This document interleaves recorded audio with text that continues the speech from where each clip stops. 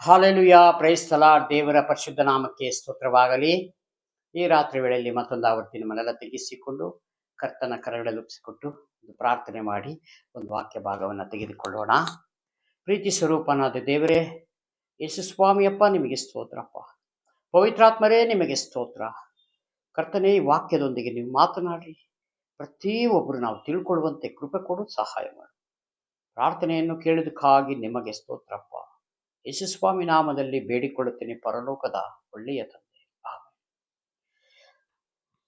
ಯೆಶಾಯನ ಪ್ರವಾದನ ಗ್ರಂಥದಲ್ಲಿ 59ನೇ ಅಧ್ಯಾಯ ಮೊದಲನೇ ವಚನ. ಯೆಶಾಯ 59 ಮೊದಲನೇ ವಚನ. 59ನೇ ಅಧ್ಯಾಯ ಮೊದಲನೇ ವಚನ. ಇಗೋ, ಯೆಹೋವನ ಹಸ್ತವು ರಕ್ಷಿಸಲಾರದಂತೆ ಮೋಟುಗೈ ಅಲ್ಲ. ಹಾಲೆಲೂಯ. ಇಲ್ಲಿ ಯಾರಿಗೆ ಹೇಳ್ತಾ ಇರೋದು ಅಂದ್ರೆ, ಆ ದಿನಗಳಲ್ಲಿ ನಮ್ಮ ಹಿರಿಯರು, ಪೂರ್ವಿಕರು, ಅಂದ್ರೆ ನಮಕ್ಕಿಂತ ಮೊದಲು ಇದ್ದಂಥವರು, ಹಳೆಯ ಒಡಂಬಡಿಕೆ ಕಾಲದಲ್ಲಿ ಇರುವಂಥವರಿಗೆ ಇಸ್ರಾಯೇಲರ ರಕ್ಷಣೆಗೆ ಅವರ ಪಾಪವೇ ಅಡ್ಡಿ. ಹಾಲೆಲೂಯ. ಇಸ್ರಾಯೇಲರ ಜನರಿಗೆ ದೇವರು ಹೇಳುತ್ತಾ ಇದ್ದಾರೆ, ನೀನು ಪ್ರಾರ್ಥನೆ ಮಾಡುವಾಗ ನಾನು ಕೇಳಲಾರದೆ ನನ್ನ ಕಿವಿ ಕಿವಿಡೋ, ನೀನು ಸಹಾಯವನ್ನು ಕೇಳಿದಾಗ ನನ್ನ ಕೈ ಮೋಟುಗೈಯೋ ಎಂದಿಗೂ ಇಲ್ಲ. ಯಾಕೆ? ಇವತ್ತು ಅವರವರ ಪಾಪಗಳೇ ಅವರಿಗೆ ಅಡ್ಡಿಯಾಗಿದೆ. ಎಷ್ಟು ಸಲ ನಾವು ಪ್ರಾರ್ಥನೆ ಮಾಡಿದ್ರು ಸಹ ನಮಗೆ ಉತ್ತರ ಸಿಗುತ್ತಾ ಇಲ್ಲ. ನಾವು ದೇವರ ಮೇಲೆ ಕೆಲವೊಮ್ಮೆ ಬೇಸರ ಆಗಿದ್ದು ಉಂಟು. ಏನ್ ದೇವರೇ, ನಾನು ಆಲಯಗಳಿಗೆ ಹೋಗ್ತಾ ಇದ್ದೀನಿ, ಪ್ರಾರ್ಥನೆ ಮಾಡ್ತಾ ಇದ್ದೇನೆ, ವಾಕ್ಯವನ್ನು ಕೇಳುತ್ತಾ ಇದ್ದೇನೆ, ಮನೇಲೂ ವಾಕ್ಯ ಧ್ಯಾನಿಸ್ತಾ ಇದ್ದೇನೆ, ಏನ್ ಸ್ವಾಮಿ ನಾನು ಪ್ರಾರ್ಥನೆ ಮಾಡಿದ್ರೆ ಒಂದೂ ಉತ್ತರ ಇಲ್ಲಲ್ಲಪ್ಪ. ಹಲ್ಲೆಲೂಯ. ಅಲ್ಲಿ ನಾವು ಎಲ್ಲಿ ದೇವರಿಂದ ಸ್ವಲ್ಪ ದೂರ ಇದ್ದೀವಿ ಅನ್ನೋದನ್ನ ನಾವು ಪರೀಕ್ಷೆ ಮಾಡಬೇಕು. ಯಾವ ವಿಷಯದಲ್ಲಿ? ಪ್ರತಿ ಒಬ್ಬ ಮನುಷ್ಯನಿಗೆ ಯಾವುದಾರ ಒಂದು ವೀಕ್ನೆಸ್ ಇದೆ. ಆ ವೀಕ್ನೆಸ್ ತಂದಾಕುವನೇ ದುರಾತ್ಮ. ಹಲ್ಲೆಲೂಯ. ನಾವು ಎಷ್ಟೇ ಪ್ರಾರ್ಥನೆ ಮಾಡಿದ್ರು, ಎಷ್ಟೇ ಭಕ್ತಿಯಿಂದ ಇದ್ದರೂ ಯಾವುದಾದ್ರೂ ಒಂದು ಸಮಯದಲ್ಲಿ ಅದನ್ನ ಪಡಿಸ್ತಾನೆ. ಅವಾಗ ಏನಾಯ್ತು? ನಮ್ಮ ಪ್ರಾರ್ಥನೆ ಹೋಗುವುದಿಲ್ಲ. ಹಲ್ಲೆಲೂಯ. ಎಷ್ಟು ಪ್ರಾರ್ಥನೆ ಮಾಡಿದ್ರು ಕೆಲವೊಬ್ಬರಿಗೆ ಅದ್ಭುತ ಆಗ್ತದೆ, ಕೆಲವೊಬ್ಬರಿಗೆ ದೇವರ ಕಾರ್ಯಗಳು ನಡೀತದೆ. ದೇವರು ಅವ್ರು ಪ್ರಾರ್ಥನೆ ಮಾಡುವಾಗ ಅವರಿಗೆ ಪ್ರತಿಫಲ ಸಿಗ್ತದೆ. ನನಗೆ ಯಾಕೆ ಸಿಕ್ಕಿಲ್ಲ? ಹಲ್ಲೆಲೂಯ. ಅವರು ನಂಬಿಗಸ್ತನಾಗಿದ್ದರು. ನೋಹನ ಚರಿತ್ರೆ ನೋಡುವಾಗ ನೋಹನ ನೀತಿವಂತನಿದ್ದಲ್ಲ, ಅವನು ಕೆಟ್ಟದಕ್ಕೂ ಯಾವುದು ಮನಸ್ಸು ಕೊಡದಂತೆ ದೇವರಿಗಾಗಿ ಬದುಕಿದ, ದೇವರಿಗಾಗಿ ಜೀವಿಸಿದ. ಹಲ್ಲೆಲೂಯ. ಅವನಿಗೆ ದೇವರ ದಯೆ ದೊರಕಿತು. ಅದೇ ರೀತಿಯಾಗಿ ದೇವರ ದಯೆ ಎಲ್ಲರಿಗೂ ದೊರಕುತ್ತದೆ. ಆದರೆ ಇಲ್ಲೇನು ಹೇಳ್ತದೆ? ಇಸ್ರಾಯೇಲರ ಪಾಪವೇ ಅವರಿಗೆ ಅಡ್ಡಿ. ಅಂದ್ರೆ ದೇವರಿಗೂ ಮನುಷ್ಯನಿಗೂ ಮಧ್ಯದಲ್ಲಿ ಒಂದು ತಡೆಗೋಡೆ ಇದೆ, ಅದೇ ಪಾಪ. ಆ ಪಾಪದಿಂದ ಹೊರಗೆ ಬಂದ್ರೆ ಡೈರೆಕ್ಟ್ ಕನೆಕ್ಷನ್ ದೇವರಿಗೂ ನಮಗೂ. ಎಷ್ಟೋ ಜನ ಪ್ರವಾದಿಗಳು ಕಣ್ಣು ಮುಚ್ಚಿ ಪ್ರಾರ್ಥನೆ ಮಾಡಿದ್ರೆ ಅವ್ರ ಆತ್ಮಿಕ ಕಣ್ಣಿಂದ ನೋಡುವಾಗ ದೇವರ ದರ್ಶನವನ್ನು ಕಾಣ್ತಾರೆ, ದೇವರ ಸ್ವರವನ್ನು ಕೇಳ್ತದೆ. ದೇವರು ಹೇಳಿದಂತೆ ಅಷ್ಟು ಪ್ರವಾದಿಗೆ ಹೇಳದೆ ನಾನು ಈ ಭೂಮಿ ಮೇಲೆ ಏನು ಕಾರ್ಯಗಳು ನಡೆಸುವುದಿಲ್ಲ. ಅದಕ್ಕೆ ಪ್ರವಾದಿಗಳ ಮಾತುಗಳನ್ನ ನಾವು ಕೇಳಬೇಕು, ನಂಬಬೇಕು. ಇದು ಮನುಷ್ಯನ ಮಾತ್ರದಲ್ಲ. ಯಾಕಂದ್ರೆ ಎಷ್ಟೋ ಪ್ರವಾದನೆಗಳು ಆಗಿದಾಗ ನಮ್ಮ ಬಾಳಿನಲ್ಲಿ ಪ್ರವಾದನೆಗಳು ನುಡಿದಿದ್ದಾರೆ, ನಾವು ಕೇಳಿದ್ದೇವೆ. ಬಟ್ ನಮ್ಮಲ್ಲಿ ಯಾಕೆ ಅದನ್ನ ಕಾರ್ಯಗಳು ನಡೆದಿಲ್ಲ ಅಂದ್ರೆ ನಾವು ಆ ಪ್ರವಾದನೆಯನ್ನು ಸರಿಯಾದ ರೀತಿ ಅರ್ಥ ಮಾಡಿಕೊಂಡಿಲ್ಲ. ಹಲ್ಲೆಲೂಯ. ನಾವು ಅರ್ಥ ಮಾಡಿಕೊಂಡು ನಿಜವಾಗಲೂ ಇದು ಅಂತ ನಂಬಿದರೆ ಖಂಡಿತ ಆಗುತ್ತೆ. ಅದಕ್ಕಾಗಿ ಇಲ್ಲಿ ಕೆಳಗಡೆ ರಕ್ಷಿಸಲಾರದಂತೆ ಮೋಟುಗೈ ಅಲ್ಲ, ಆತನು ಕಿವಿಯು ಕೇಳಲಾರದ ಹಾಗೆ ಕಿವುಡಲ್ಲ, ಆದರೆ ನಿಮ್ಮ ಅಪರಾಧಗಳೇ ನಿಮ್ಮ ದೇವರಿಂದ ನಿಮ್ಮನ್ನು ಅಗಲಿಸುತ್ತಾ ಬಂದಿದೆ. ಹಲ್ಲೆಲೂಯ. ದೇವರು ರೆಡಿ ಇದ್ದಾರೆ ಸಹಾಯ ಮಾಡಲಿಕ್ಕೆ. ಇಲ್ಲಿ ನಮ್ಮ ಪಾಪಗಳು, ಅಪರಾಧಗಳೇ ನಮಗೆ ಅಡ್ಡಿಯಾಗಿದೆ. ಅವಾಗ ಹೆಂಗೆ ಬರ್ತದೆ ದೇವರಿಂದ ಸಹಾಯ? ಹೆಂಗ್ ಬರ್ತದೆ? ದೇವರೇ ಹೇಳ್ತಾ ಇದ್ದಾರೆ ಇಲ್ಲಿ, ನನ್ನ ಕೈ ಮೋಟಿಗಯ್ಯ, ಈಗ ನೀನು ಮೊರೆ ಇಡುವಾಗ ನಾನು ಕೇಳಕ್ಕಾಗ್ದಲ್ಲೇ ನನ್ನ ಕಿವಿ ಕಿವಿಡೋ. ಎಂದಿಗೂ ಇಲ್ಲ. ಸಕಲ ಸೃಷ್ಟಿಗೂ ಯಜಮಾನನು ಆ ದೇವರು ನಮಗೆ ಹೇಳ್ತಾ ಇದ್ದಾರೆ. ನನ್ನ ಕಿವಿ ಕಿವಿಡೋ, ನನ್ನ ಕೈ ಮೋಟ್ ಕೈನೋ, ಸಹಾಯ ಮಾಡೋಕ್ಕಾಗಲ್ವಾ ನನ್ನ ಕೈನಲ್ಲಿ? ಕೆಂಪು ಸಮುದ್ರವನ್ನು ಒಡೆದು ಲಕ್ಷ ಲಕ್ಷ ಜನಗಳಿಗೆ ನಾನು ಬರೀ ಒಂದು ಬಾಯಿ ಮಾತಿನಿಂದ ಪ್ರಾರ್ಥನೆ ಮಾಡಿ ಆ ಕೋಲನ್ನ ಸಮುದ್ರದ ಮೇಲೆ ಚಾಚಿದಾಗ ವಿಭಾಗ ಆಯ್ತಲ್ಲ, ನೀವು ನೋಡಿದಿರಲ್ಲ. ಹಾಗಾದ್ರೆ ನಾನು ಸಹಾಯ ಮಾಡ್ಲಿಲ್ವಾ? ಬಂಡೆ ಒಡೆದು ನೀರು ಕೊಟ್ಟನಲ್ಲ, ಸಹಾಯ ಮಾಡ್ಲಿಲ್ವಾ? ನಿಮ್ಮ ಬಟ್ಟೆಗಳು ಮತ್ತೆ ನಿಮ್ಮ ಚಪ್ಪಲಿಗಳು ಏನು ಆಗಿಲ್ಲ. ಚಿಕ್ಕ ಮಕ್ಕಳು ಇರುವಾಗ ಏನ್ ಬಟ್ಟೆ ಆಗಿದೆ ಅದೇ ಬಟ್ಟೆ ನೀವು ಬೆಳೀತಾ ಬಂದಾಗ ಬಟ್ಟೆನೂ ಬೆಳೀತು. ನೀವು ಹಾಕಿದ ಸ್ಲಿಪ್ಪರ್ ಸ್ವತಃ ಚಿಕ್ಕ ಮಗು ಆಗಿದ್ದಾಗ ನೀವು ನಡೀತಾ ಬಂದ್ರಲ್ಲ 40 ವರ್ಷ, ಆ 40 ವರ್ಷ ಅರಣ್ಯದಲ್ಲಿ ನಡೆಯುವಾಗ ಸಣ್ಣ ಮಗುವಾಗಿದ್ದು 40 ವರ್ಷಕ್ಕೆ ಎಷ್ಟು ಪ್ರಾಯ ಆಗಿರ್ಬೋದು ನೀವೇ ಯೋಚನೆ ಮಾಡಿ. ಅದೇ ರೀತಿಯಾಗಿ ಆ ಚಪ್ಪಲಿನೂ ಬೆಳೀತಾ ಬಂತು. ಇಷ್ಟೆಲ್ಲ ಮಹತ್ ಕಾರ್ಯ, ಇಷ್ಟೆಲ್ಲ ಅದ್ಭುತಗಳನ್ನ ನಾನು ಮಾಡಿದ್ದೀನಿ, ನಿಮಗೆ ನಾನು ಮಾಡಲ್ವಾ? ನಾನು ಎಂದಿಗೂ ಮಾರ್ಪಡದಂತ ದೇವರು ಅಂತ ಸ್ವಾಮಿ ಹೇಳ್ತಾರೆ. ಹಲ್ಲೆಲೂಯ. ಅವಾಗ ಮಾರ್ಪಟ್ಟಿರೋದು ಯಾರು? ನಾವೇ ಮಾರ್ಪಟ್ಟಿದ್ದೀವಿ. ಈ ಲೋಕ ಈಗ ಸ್ಪೀಡಲ್ಲಿ ಹೋಗ್ತಾ ಇದೆ. ಇಂಟರ್ನೆಟ್ ಯುಗ, ಇಂಟರ್ನೆಟ್ ಕಾಲ ಈಗ. ಹಲ್ಲೆಲೂಯ. ನೋಡಿ, ಪ್ರಪಂಚದ ಮೂಲೆ ಮೂಲೆಗಿರುವಂತವರು ಈಗ ಬರೀ ಫೋನ್ನಲ್ಲಿ ಫೇಸ್ ಟು ಫೇಸ್ ನಾವು ಡೈರೆಕ್ಟ್ ಹಂಗೆ ಮುಖ ಮಾತನಾಡ್ಬೋದು. ಅಲ್ಲಿಗೆ ಯಾವ ಸ್ಪೀಡಲ್ಲಿದೆ ಈ ಪ್ರಪಂಚ. ಹಲ್ಲೆಲೂಯ. ಇದು ನಾಶನ ಅಂಚಿನಲ್ಲಿದೆ ಅಂತ ಯಾರಿಗೂ ಗೊತ್ತಿಲ್ಲ. ಇದು ಆ ನಾಶನ ಭಾಗವನ್ನೇ ಆ ಸಬ್ಜೆಕ್ಟ್ ದುರಾತ್ಮನ ದೂರ ಮಾಡಿಬಿಟ್ಟಿದೆ.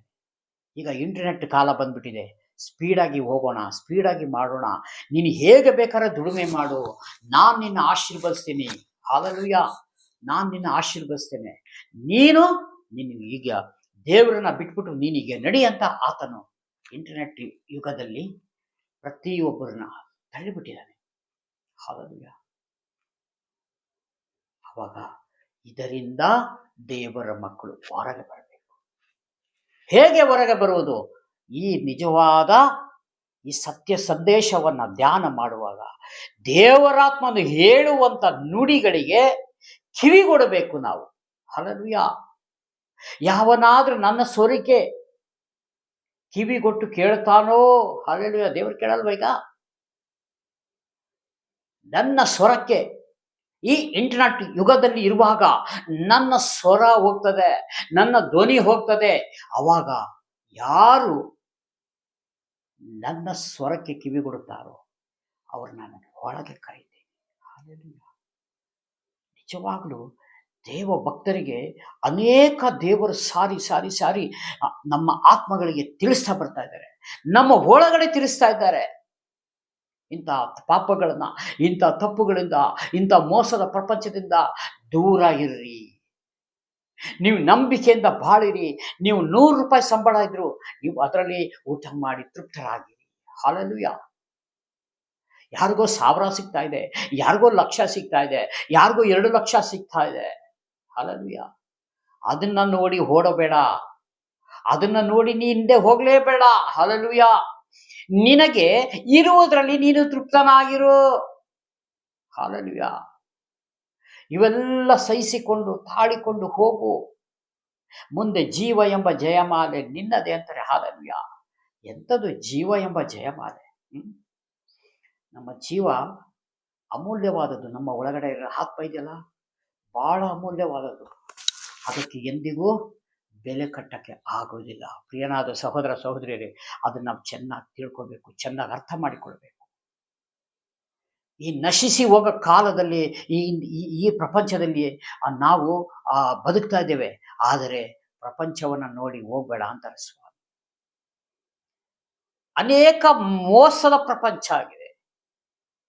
ಎಲ್ಲಿ ಹೋದರೂ ಮೋಸ, ಎಲ್ಲಿ ಹೋದರೂ ಸುಳ್ಳು. ಸುಳ್ಳು ಪ್ರಕಟಣೆಯಲ್ಲಿ ಹೇಳ್ತದೆ, ಸುಳ್ಳು ಹೇಳುವರು ಎಲ್ಲಿ ಹೋಗ್ತಾರೆ? ಅಗ್ನಿ ಗಂಧಕ ಕೆರೆಗೆ. ಅದು 2ನೇ ಮರಣ. ಪ್ರಕಟಣೆ 21ರಲ್ಲಿ ಹೇಳ್ತದೆ. ಅದಕ್ಕೆ ಅಲ್ಲಿಂದ ಎಲ್ಲ ತಪ್ಪಿಸಿಕೊಳ್ಳೋಕೆ ನೋಡಿ ದೇವರು ಎಷ್ಟು ಒಳ್ಳೆಯವರು. ಆ ಪ್ರಕಟಣೆಯಲ್ಲಿ ಹೇಳಿಕೊಟ್ಟಿದ್ದಾರೆ. ಅನೇಕ ವಾಕ್ಯದಲ್ಲಿ ಹೇಳಿದ್ದಾರೆ. ಸುಳ್ಳು ಹೇಳಬೇಡ್ರಿ, ಮೋಸ ಮಾಡಬೇಡ್ರಿ, ನಿನ್ನ ದೇವರ ಮೇಲೆ ಆಣೆ ಹಾಕಬೇಡ್ರಿ, ನಿನ್ನ ಮೇಲೆ ಆಣೆ ಹಾಕಬೇಡ, ನಿನ್ನ ತಂದೆ ತಾಯಿ ಮೇಲೆ ಆಣೆ ಹಾಕಬೇಡ. ಆಣೆ ಹಾಕಿದ್ರೆ ಜನ ನಂಬಿಬಿಡ್ತಾರೆ ಈಗ. ಹಾಲೆಲೂಯಾ. ಈ ಈ ನೋಡಿ, ಈ ಮಾಯಾಲೋಕದ ಜನ ಹೇಗೆ ಹೇಗೆ ಅಂತಂದ್ರೆ, ನಾವು ಎಷ್ಟು ಹಾಗೆ ಆಣೆ ಒಂದು ಬಿಟ್ಟು ಏನ್ ಹೇಳಿದ್ರೆ ನಂಬಲ್ಲ. ಹಾಲೆಲೂಯಾ. ಹೌದಾ? ನಾವು ಆಣೆ ಅಂತ ಹೇಳಿದ್ರೆ ಸಾಕು, ಅವ್ನು ಆಣೆ ಹಾಕ್ತೇನೆ ಮರ್ಯ, ನಿಜ. ಆ ಸಹೋದರಿ ಆಣೆ ಆಗ್ತಾ ಹೇಳ, ನಿಜ, ನಾವು ನಂಬೋಣ. ಹೇಗಿದೆ ನೋಡ್ರಿ, ದೇವರ ವಾಕ್ಯ ಹೇಳ್ತದೆ, ನೀ ಆಣೆ ಇಡಬೇಡ. ಆಕಾಶದಲ್ಲಿ ಆಣೆ ಇಡಬೇಡ, ಅದು ದೇವರ ಸಿಂಹಾಸನ. ಭೂಮಿ ಮೇಲೆ ಆಣೆ ಇಡಬೇಡ, ದೇವರ ಪಾದಪೀಠ. ಆದ್ರೆ ಯೆರೂಸಲೇಮಲ್ಲಿ ಯೆರೂಸಲೇಮಲ್ಲೂ ಆಣೆ ಇಡಬೇಡ. ಹೀಗೆ ಅನೇಕ ವಿಷಯಗಳಲ್ಲಿ ಆಣೆಗಳನ್ನ ಮಾತ್ರ ಇಡಬೇಡ. ನಿನ್ನ ಮಾತು ಹೌದು ಅಂದರೆ ಹೌದು, ಇಲ್ಲ ಅಂದರೆ ಇಲ್ಲವೇ ಇಲ್ಲ. ಇದು ಎರಡರಲ್ಲೇ ಇರಬೇಕು ನೀನು. ಬಾಕಿ ಎಲ್ಲಾದ್ರೂ ಹೋದೆ, ಅದೆಲ್ಲಿಂದ ಬಂದದ್ದು? ಸೈತಾನದಿಂದ ಬರ್ತದೆ. ಹಾಲೆಲೂಯಾ. ನೋಡಿ, ದೇವರು ಹೇಗೆ ಹೇಳ್ಕೊಟ್ಟಿದ್ದಾರೆ ನಮ್ಗೆಲ್ಲ ಮೊದಲೇ ಗೊತ್ತೇ ಇಲ್ಲ. ನಾವು ಬೇಕಾದಷ್ಟು ಆಣೆಗಳನ್ನ ಹಾಕಿಬಿಟ್ಟಿದ್ದೇವೆ. ಯಾವಾಗ ಈ ಸತ್ಯ ಸಂದೇಶದಲ್ಲಿ ನಾವು ತಿಳಿತಾ ಬರ್ತೇವೆ, ಈ ದೇವರ ಶುಭ ಸಂದೇಶ ಹೇಳಿಕೊಡ್ತಾ ಇದೆ, ಹೀಗೆ ಬದುಕು, ಹೀಗೆ ಮಾತನಾಡು, ಹೀಗೆ ಜೀವಿಸು. ಇದು ಪರಲೋಕ ಹೋಗಲಿಕ್ಕೆ ಒಂದು ರೂಟ್, ಒಂದು ಮಾರ್ಗ ತೋರಿಸ್ತದೆ ಸಂದೇಶ. ಈ ವಾಕ್ಯ, ಈ 66 ಪುಸ್ತಕಗಳಲ್ಲಿ ಅನೇಕ ವಾಕ್ಯಗಳಿದೆ. ಅದೆಲ್ಲ ಎಲ್ಲಿಗೆ ತೋರಿಸ್ತಾ ಇದೆ? ನಮಗೆ ದೇವರು ಇರುವಂತ ಆ ಸ್ಥಳವನ್ನ ಇಲ್ಲಿ ಮಾರ್ಗ ರೂಪದಲ್ಲಿ ನಮಗೆ ತೋರಿಸ್ತಾ ಇದೆ. ಅದ್ರ ಮಧ್ಯದಲ್ಲಿ ಹೇಗೆ ಬದುಕಬೇಕು ಎಂಬುದಾಗಿ ನಮಗೆ ಇಲ್ಲಿ ಟೀಚಿಂಗ್ ಮಾಡ್ತಾ ಇದೆ. ಕ್ಲಾಸ್ ತಗೊಳ್ತಾ ಇದ್ದಾರೆ ದೇವರು. ಪ್ರತಿ ಭಾನುವಾರನು ನಾವೆಲ್ಲ ಏನಾಗಿದ್ದೇವೆ? ಸ್ಟೂಡೆಂಟ್ಗಳಾಗಿದ್ದೇವೆ. ಹಲ್ಲೆಲೂಯಾ. ದೇವರು ಏನಾಗಿದ್ದಾರೆ? ಒಂದು ಒಳ್ಳೆ ಪ್ರಪೋಸರ್ ಆಗಿದ್ದಾರೆ, ಒಳ್ಳೆ ಮಾಸ್ಟರ್, ಒಳ್ಳೆ ಒಂದು ಟೀಚರ್ ಆಗಿದೆ. ಅವರು ಟೀಚ್ ಮಾಡ್ತಾ ಇರುವಾಗ ನಾವು ಅದನ್ನ ಕೇಳಿ ಕೇಳಿ ಕೇಳಿ ಮುಂದೆ ಮುಂದೆ ಹೋಗಬೇಕು. ಕ್ಲಾಸ್ ಟು ಕ್ಲಾಸ್ ಚೇಂಜ್ ಆದಂಗೆ. ಆದರೆ ದೇವರಲ್ಲಿ ನಾವು ಕಾಲೇಜಿನ ವಿಷಯ ಮಾತಾಡ್ತಿಲ್ಲ, ಆತ್ಮಿಕ ಜೀವನದಲ್ಲಿ ಹೇಗೆ ಬೆಳಿಬೇಕು ಆಲಯದಲ್ಲಿ ಕೂತ್ಕೊಂಡು ಎಂಬುದಾಗಿ. ಹಾಲೆಲೂಯಾ. ಅದಕ್ಕೆ ದೇವರೇ ಅಧ್ಯಕ್ಷನಾಗಿ ಆಲಯಗಳ ಬಂದು ಪ್ರಸಂಗ ಮಾಡುವಾಗ ಸೇವಕರ ಮುಖಾಂತರ ಅವಾಗ ಅದನ್ನು ಕೇಳಿ ಅವತ್ತು ನಾವು ಬಿಟ್ಟು ಬಿಡಬಾರದು. ಅದನ್ನು ಅನುಸರಿಸಿ ನಡೆಯುವಂಥವ್ರು ನಿಜವಾಗ್ಲೂ ಭಾಗ್ಯವಂತರು. ಹಾಲೆಲೂಯಾ. ಕೆಳಗಡೆ ಒಂದು ವಾಕ್ಯ ಸಂದೇಶವನ್ನು ಹೀಗಿದೆ: ಪಾಪಗಳನ್ನೇ, ನಿಮ್ಮ ಪಾಪಗಳು ಆತನು ಕೇಳಲಾರದ ಕಿವಿ ಅಡ್ಡಿಯಾಗಿದೆ, ನಿಮ್ಮ ಕೈಗಳು ರಕ್ತದಿಂದ ಹೊಲಸಾಗಿವೆ. ಹಾಲೆಲೂಯಾ. ದೇವರು ಹೇಳ್ತಾರೆ, ಈ ಲೋಕದಲ್ಲಿ ದೇವರ ಹೆಸರು ಹೇಳ್ಕೊಂಡು, ಸುಳ್ಳು ಮೇಲೆ ಸುಳ್ಳು ಹೇಳ್ಕೊಂಡು, ಮೋಸದ ಮೇಲೆ ಮೋಸನ ಮಾಡ್ತಾ ಇದ್ರೆ ಅಲ್ಲಿ ಏನಾಗ್ತದೆ? ನಿಮ್ಮ ಕೈಗಳು ರಕ್ತದಿಂದ ಹೊಲಸಾಗಿದೆ. ನೀವು ಸುಮ್ಮನೆ ನನ್ನನ್ನ ಬಾಯಿ ಮಾತಿನಿಂದ ಮಾತ್ರ ನೀವು ಪ್ರಾರ್ಥನೆ ಮಾಡ್ತೀರಿ, ಒಳಗಡೆ ಏನು ಇಲ್ಲ, ಟೊಳ್ಳು ನಿಮ್ದು, ಒಳಗಡೆ ಏನು ಇಲ್ಲ, ಒಳಗಡೆ ಟೊಳ್ಳಾಗಿದೆ. ಹಾಲೆಲೂಯಾ. ನಿಮ್ಮ ಬೆರಳುಗಳು ಅಪರಾಧದಿಂದ ಅಶುದ್ಧವಾಗಿದೆ, ನಿಮ್ಮ ತುಟಿಗಳು ಸುಳ್ಳಾಡುತ್ತವೆ, ನಿಮ್ಮ ನಾಲಿಗೆಯು ಕೇಡನ್ನು ನಡೆಸುತ್ತದೆ. ನಾಲಿಗೆ ಕೇಡಿಂದ ನಡೆಸಿದೆ, ತುಟಿ ಸುಳ್ಳು ಹೇಳ್ತದೆ. ಇದು ದೇವರಿಗೆ ಅಸಹ್ಯ, ದೇವರಿಗೆ ಇಷ್ಟವಿಲ್ಲದ ಕಾರ್ಯ. ಇದನ್ನು ಯಾವುದು ನೀವು ಮಾಡಬೇಡ್ರಿ ಅಂತ ದೇವರು ನಮಗೆ ಈ ವಾಕ್ಯದ ಮುಖಾಂತರ ಎಚ್ಚರಿಕೆ ಮಾತುಗಳನ್ನು ಕೊಡ್ತಾ ಇದ್ದಾರೆ. ಹಾಲೆಲೂಯಾ. ಅವಾಗ ನಾವು ಯಾವುದು ಮಾತನಾಡಬೇಕು, ಯಾವುದು ಮಾತನಾಡಬಾರದು ಎಂಬುದಾಗಿ ನಮ್ಮನ್ನೇ ನಾವು ಪರೀಕ್ಷೆ ಮಾಡಿಕೊಳ್ಳಬೇಕು. ಹಾಲೆಲೂಯಾ. ಈ ಕರ್ತನ ಭೋಜನ ದಿನದಲ್ಲಿ ಸೇವಕರು, ನಾನು ನಿಮ್ಮನ್ನ ಪರೀಕ್ಷೆ ಮಾಡಲ್ಲ, ನೀವು ಹೇಗಿದ್ದೀರಿ ಅಂತ ನನಗೆ ಗೊತ್ತಿಲ್ಲ, ಆದರೆ ಅಯೋಗ್ಯವಾಗಿ ಮೇಜಿನಲ್ಲಿ ನೀವು ಕೈ ಹಾಕಬೇಡ್ರಿ ಅಂತ ಹೇಳ್ತಾರೆ. ಅಲ್ಲಿಗೆ ನಾವು ಯಾವುದಾರು ತಪ್ಪುಗಳು, ಪಾಪಗಳು, ಮೋಸಗಳು ನಮ್ಮಲ್ಲಿದ್ರೆ ಅದೆಲ್ಲ ರಿಜೆಕ್ಟ್, ತೆಗಿಬೇಕು, ನಾವು ತೆಗೆದಾಕಬೇಕು. ಹೊಸ ಸೃಷ್ಟಿಯಾಗಿ, ಹೊಸ ಮನಸ್ಸುಳ್ಳವರಾಗಿ, ದೇವರ ಕಡೆಗೆ ತಿರುಗಿಕೊಂಡು ನಾವು ಪ್ರಾರ್ಥನೆ ಮಾಡುವುದಾದರೆ ನಿಜವಾಗ್ಲೂ ದೇವರು ಕ್ಷಮೆ ಮಾಡ್ತಾರೆ. ಯಾಕಂದರೆ ಶರೀರಧಾರಿಯಾಗಿರ್ಬೇಕಾದ್ರೆ ನಿಮ್ಗೆ ಕ್ಷಮೆ ದಮ್ಮೆ. ಈ ಲೋಕ ಬಿಟ್ಟ ಮೇಲೆ ಕ್ಷಮೆ ಇಲ್ಲ. ಓನ್ಲಿ ಒಂದು ಜಡ್ಜ್ಮೆಂಟ್, ನಿಮಗೆ ಎಲ್ಲಿ ಕಳಿಸ್ಬೇಕು ಎಂಬುದಾಗಿ ದೇವರು ತೀರ್ಮಾನ ಮಾಡ್ತಾರೆ. ಈ ಕೊಟ್ಟಂಥ ವಾಕ್ಯ ಸಂದೇಶಕ್ಕಾಗಿ ಸ್ತೋತ್ರ. ಚಿಕ್ಕ ಪ್ರಾರ್ಥನೆ ಮಾಡಿ ಮುಕ್ತಾಯ ಮಾಡಿಕೊಳ್ಳೋಣ. ಎಲ್ಲರೂ ಕಣ್ಮುಚ್ಚಿ ಪ್ರಾರ್ಥನೆ ಮಾಡಿಕೊಳ್ಳೋಣ. ಪ್ರೀತಿ ಸ್ವರೂಪನಾದ ದೇವರೇ, ಯೇಸು ಸ್ವಾಮಿ ಅಪ್ಪ, ಪವಿತ್ರಾತ್ಮರೇ, ವಾಕ್ಯದಲ್ಲಿ ಮಾತನಾಡೋಕ್ಕಾಗಿ ಸ್ತೋತ್ರಪ್ಪ ರಾಜನೇ. ಅದಕ್ಕಾಗಿ ಸ್ವಾಮಿ, ಯುಗದ ಸಮಾಪ್ತಿಯಲ್ಲೂ ಎಲ್ಲ ದಿವಸ ನಿಮ್ಮ ಸಂಗಡ ಇರುತ್ತೇನೆ, ಭಯ ಪಡಬೇಡ್ರಿ ಎಂಬುದಾಗಿ ನಮ್ಮನ್ನು ಅನೇಕ ಸಾರಿ ನೀವು ವಾಕ್ಯದಲ್ಲಿ ಹೇಳಿಕೊಟ್ಟಿದ್ವಿ. ಕಾಗಿ ಸ್ತೋತ್ರಪ್ಪ. ವಿಡಿಯೋ ಮುಖಾಂತರ ನೋಡುವಂಥ ಪ್ರತಿಯೊಂದು ಕುಟುಂಬಗಳನ್ನ ಸ್ವಾಮಿ ನಿಮ್ಮ ಕರೆಗಳು ತಪ್ಪಿಸ್ಕೊಡ್ತೀನಿ ಸ್ವಾಮಿ. ಪ್ರಾರ್ಥನೆ ಕೇಳಿದಕ್ಕಾಗಿ ಸ್ತೋತ್ರ, ಯೇಸು ಸ್ವಾಮಿ ನಾಮದಲ್ಲಿ ತಂದೆ, amen. Praise the Lord. God bless you. ದೇವರೆಲ್ಲರನ್ನು ಆಶೀರ್ವದಿಸಲಿ. ಆಮೆನ್.